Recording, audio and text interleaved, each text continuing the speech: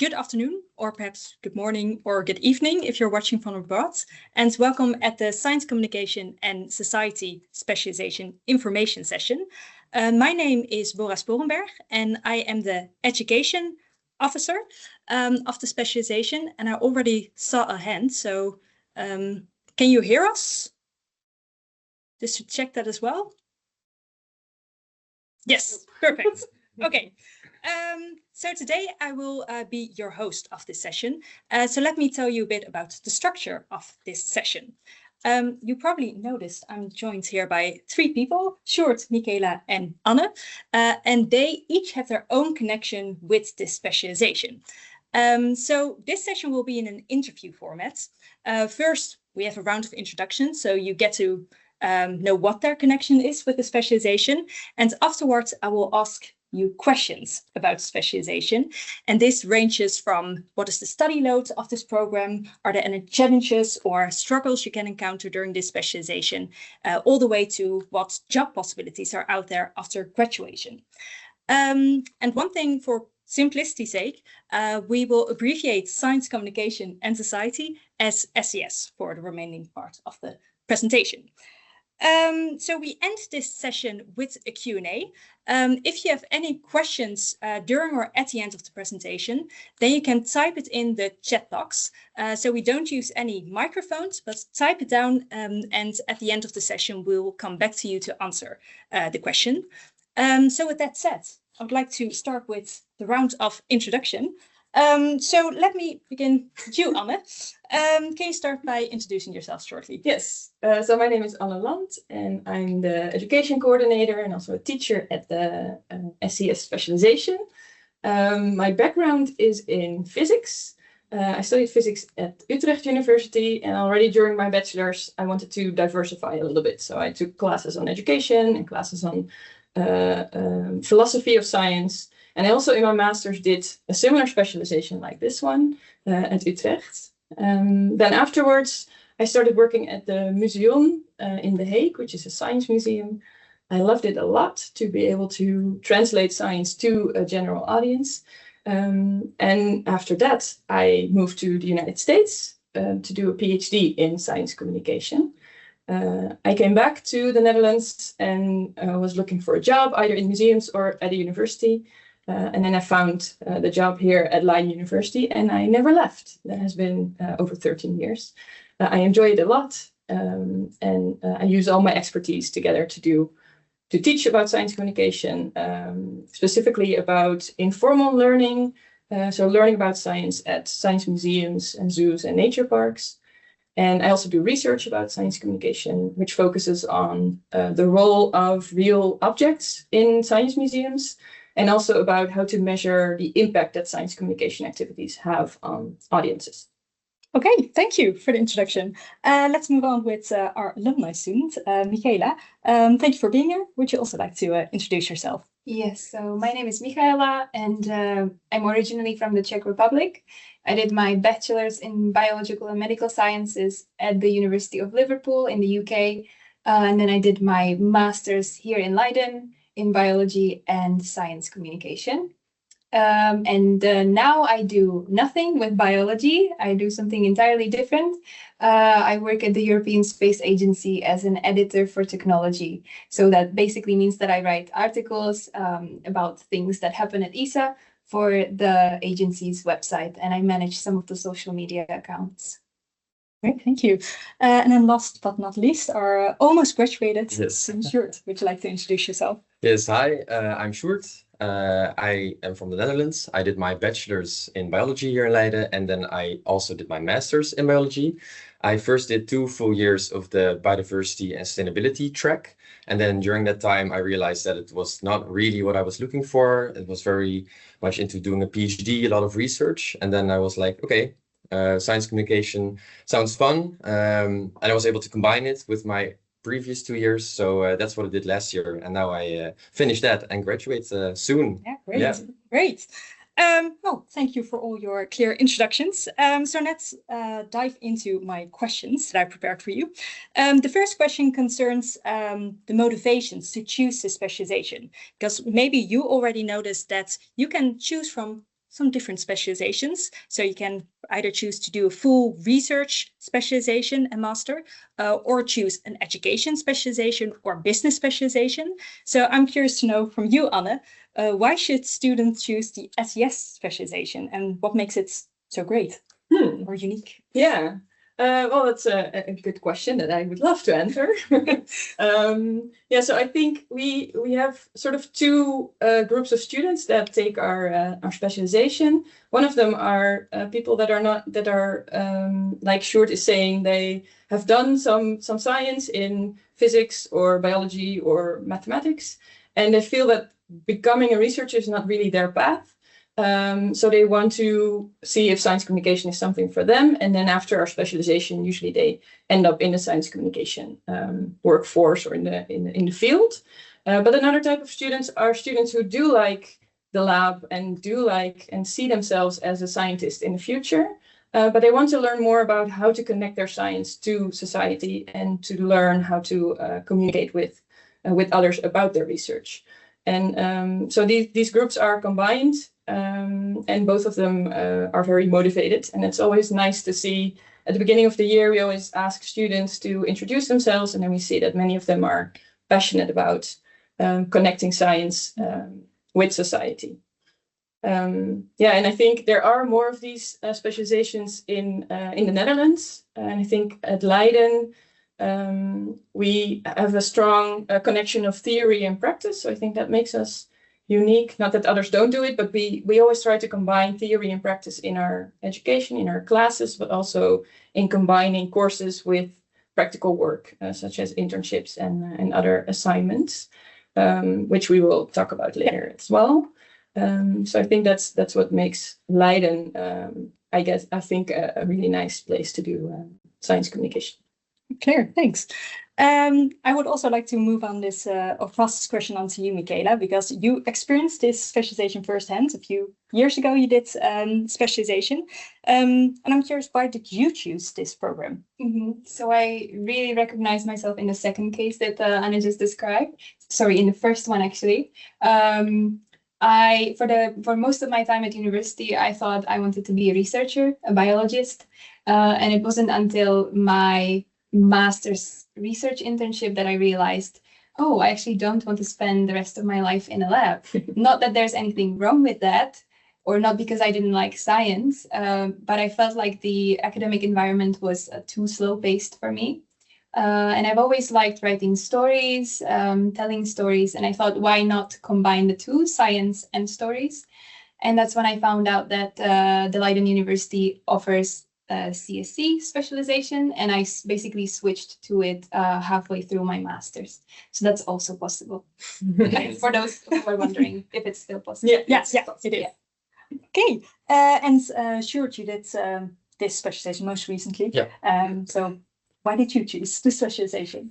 Why I chose it? Yeah, I really wanted to be able to express my own creativity as well in a way. And in the first 2 years, like I said, yeah, it was very focused on research, PhD, becoming a PhDer in essential. And then science communication. I also really liked science as well, and being able to communicate it and use my brain in a different way than I was taught years and years before that. That really sounded attractive to me. So that's why I wanted to do this specialization. Yeah. Okay, great, clear. Yeah, and I would also like to add on what Anna said, because what we sometimes notice is that students, if they apply for the specialization, they are afraid that they can't go back to being a researcher in their own scientific fields anymore. But that's still possible. We have PhD students as alumni who continue to work in their own fields, such as biology or chemistry, but then they have developed a, let's say, communicative mindset. So they really know how to communicate their research effectively. So let's move on with the study load of this program. Let me go to the next slide. So every year, starting from September, we offer a variety of courses. So you will follow 5 different courses simultaneously from week 1, so from September to week 30. This is until the end of November. And all these courses together comprise of a full-time study. So you will work on the specialization 40 hours a week for the courses. And some of the courses are more theoretically focused and others are more practically focused. Think of science journalism, which is on the second row of this slide. Because it is a full study load and you will follow multiple courses simultaneously. Michaela, what was your experience with following these courses all together and study load? Yeah, I definitely remember that the fact that you have one course every day, you have to really switch. That means that you have to really switch from day to day, and that can be difficult. It can be difficult to get used to. The workload I felt was higher than I expected going into it. So the contact hours as well as the coursework, so independent and group-based projects. But I really did like that we had so many things, that we got to see so many different aspects of science communication, because then we could really choose what interests us most. So I liked having this insight into different aspects. Yeah. And how did you experience it, Sir? Yeah, kind of the same. I think that the variety in courses each week is really nice, and it makes time fly by, actually, because I was, as a biology student, used to having one course and then finishing it for like 3 to 6 weeks and then having an exam at the end and then next course. So sometimes it would feel kind of like repetitive, the same, a new day. And this way how it's structured makes it really go like, weeks fly by, basically. And it's really nice, but it's also intense. I also experienced it as, I need to really shift how I work and like my personal working ethics, I would say, as well. I kind of changed that because I was a student that wanted to delay things and was really good at doing things at the last moment because I don't know, I just preferred that. But there's a negative side to it as well, because in my head, I was always like, I really gonna do it on time. And this track kind of forces you to do that. So it was a good thing for me as well. And there's really, it's planned out, it's thought out. It's not like you're drowning in work. It's just that you need to switch from day to day. And there's also a lot of time in the schedule for group work, for your own study time. If you don't use that, that's kind of your own problem, because then you will feel like, you're lagging behind. But you make sure that there's enough room for work. Okay, good to hear. So what you at home also see on the slides is that the second column. So from week 13 to 16, this means in the month of December, you will follow one course. And this course is named Science Communication Product Development.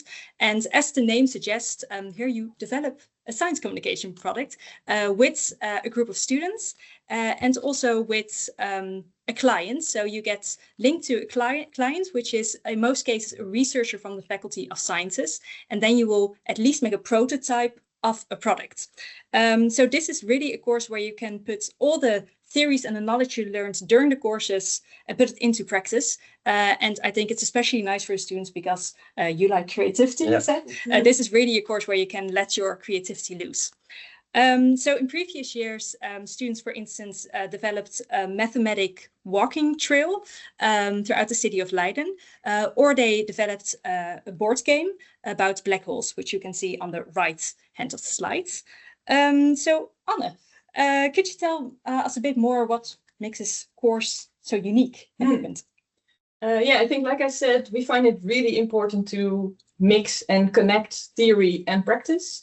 So we think it's important to not just learn about science communication, but also learn how to apply everything that you've heard and that you worked with on a theoretical basis.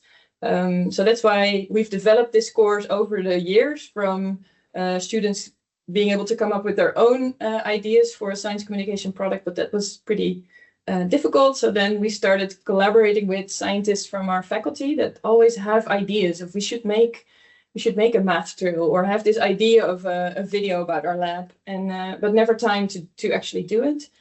So we find that the collaboration with the scientists is really nice, that you have a real client and that what you're making can end up in the real world. So this math drill actually is running, like people have the book and go through Leiden to do the assignments or the activities. And there's a lot of, we find it important that there's room for creativity. There's a lot of freedom. So there is a client that has an idea, but then the students are the owner of the project. So often we find students who like to draw, and then there's place in this project to do it. So there's only a few contact moments throughout these 3 weeks, and the rest of the time you're free to develop, but with a lot of support. Every group also has a supervisor from our side to make sure that the progress is made.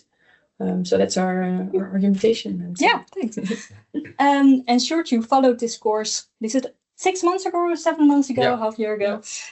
So how did you experience this period, and does it have added value? Yeah, I think for me personally, it was one of the highlights, this course of the entire track. It's just really nice to be able to put a lot of stuff that you learn into practice. Like a lot of stuff comes together in this course. And after having these 3 months of, a lot of deadlines and a lot of theory, it's nice to be able in your own group create something. And it's not just like, oh, we're just drawing stuff for fun. It's really like, okay, what is the goal of it? Who is our client? Who are we making it for? How does the client want to use it? And it all comes together. And for my project, we made a kids book called Explore Your Inner World. And it's about younger kids who are going through changes basically. And through the use of this interactive book, we wanted to give the kids kind of like an idea of how to handle with their changes, their emotions, and make them aware, but not scare them of their own changes. And that's what we did. So we also had an interactive part and created a mind maze, which you can see on the bottom right with my group. And that would also come back in the book itself with some questions, and then the kids could kind of step inside their own mind maze. It was really fun to think all of this out, and I enjoyed. I was able to draw all of this. Cool. So it was really a highlight. But it's not like I was drawing for 3 weeks straight. There was a lot of drawing, but each team member had a different role, and it's really nice to explore those dynamics as well, because it's like within 3 weeks you kind of become like a professional small business in a way, which is a great practice for the real world. So definitely a highlight of the track. And I really like that you have a biology background, and then you chose something different. I think, was that also a nice experience to be outside the comfort zone? Yeah, I mean, we could have maybe chosen like a book because there's a list of clients that you can choose from, so you can have your own preference. And I really enjoyed this topic as well. I mean, it would have been nice to have a biology topic, but I would just probably have drawn a lot of birds, which is also nice. But it really makes you think in a different way. And okay, so these are like all things I've never really thought about before in kind of a way. So definitely nice to do something else than biology. It kind of gets you outside of your bubble that you're already in. I can imagine. Okay, so after finishing the courses and also the product development course, most students will start immediately with their internship in January or February. So to give you a glimpse of how this internship period looked like, I would like to ask you some questions about it as well. So Anne, could you tell us a bit more about the internship opportunities that students have? Choosing this definitely. So you see a list here, which is at all not exhaustive. So we have a huge network of national and also some international internship organizations. And every year we add more. So a lot of our students, if they like writing, end up at editorial offices of popular science magazines like New Scientist or Kijk in Dutch, or newspapers like Volkskrant or NRC. Also some students who find these editorial offices abroad if they want to write in English. We have some students who do internships at radio and television, which we'll hear more about from Sjoerd. Also have a big network of science museums and science centers and zoos, where our students end up in internships. Producers of educational materials, but also health organizations, environmental organizations. Basically, anywhere where science and society meet in some way, we need people to translate and to know a little bit of both, and be able to bridge those two fields. So those are the type of internships that we have. We also have on the bottom research internships at our own department. So many of our colleagues are doing research and are each year develop a few master projects, because within the internship period you also need to do some research. And yeah, so I guess that answers your question. Yeah, very much. Thank you. Yeah, Anna also gave a sort of sneak peek, but you did something in radio television. Yes. So can you tell what you did for your internship? Yes, for sure. For my internship, I was part of the online editorial department at Vroege Vogels. Vroege Vogels is a nature program that's pretty well known within the Netherlands. They make TV episodes. They are on the radio every Sunday, and they have a very large online following on their platform. So I was part of the online editorial department, which basically meant that lots of things regarding the website, their socials, email, everything where kind of like the society comes together with what they're producing. That's where we would do have a lot of work to do, basically, which is really fun. Lots of opportunities there as well. I also made a few of my own YouTube videos. I was able to film, write some articles. You create posts, you create reels, and all that to inform the public basically on biology. It's entertainment, but it's also the message behind it. That's all biology basically. And I also did my research part there. So both the practical and the research part, I was able to combine it at Vroege Vogels. And within this research, I looked at if a small fragment of a TV episode was influenced the watcher, the viewer, on their pro-environmentalism. So that's basically if their attitudes change towards nature, very simply said, through the use of a survey. And they have a newsletter. So I was able to have a large outreach with a few hundreds of people filling in my survey. Wow. So it was really cool to perform that kind of research there. Yeah. So it's pretty nice. Yeah. Very impressive how many things you did. Yeah. And Michaela, you did your internship already a time ago, but can you still tell us about your experience? I still remember. So I did my internship in Artis, which is a zoo in Amsterdam. And I was working in the education department because they don't have a separate, their communication department is more marketing focused. So I was in the education department and I was helping with creating educational materials for children and school visits about animals, nature in general, and conservation as well. And just like Sjoerd, I included the research part of my internship within this internship.